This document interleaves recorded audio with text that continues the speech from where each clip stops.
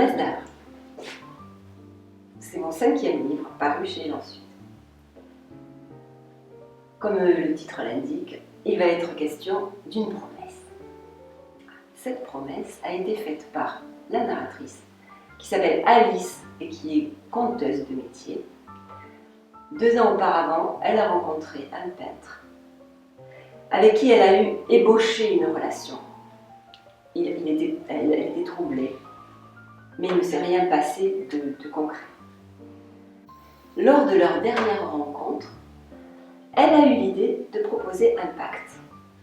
Ils se sont donné rendez-vous 2 ans après, même jour, même lieu, même heure, c'est-à-dire le 7 avril à Cadaqués, sans se contacter entre-temps. Le roman commence à 1 semaine du rendez-vous. Les beaux-arts ont passé et cette promesse vient encombrer Alice.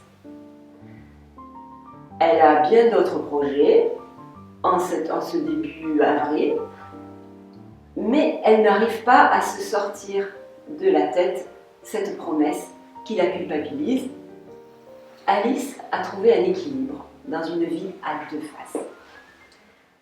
D'un côté, dans son métier, elle est confrontée à l'imaginaire, au rêve, ce qui lui convient parfaitement. Mais de l'autre côté, dans sa vie, elle a tellement peur de l'illusion, de se raconter des histoires, qu'elle est devenue très terre à terre. Pour elle, qui vit en couple, elle considère l'amour comme une cohabitation pacifique, mais elle ne demande pas quelque chose de plus.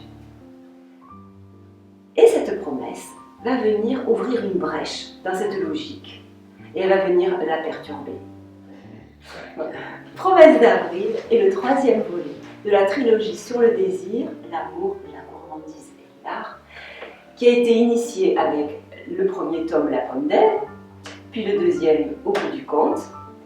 Et dans ce 3e volet, on va retrouver bien sûr l'hôtel de la Pomme d'Ève, qui est un havre dans lequel tous les personnages, les différents romans, à un moment ou à un autre, viennent se ressourcer, et le personnage de l'hôtelier qui détient bien des secrets.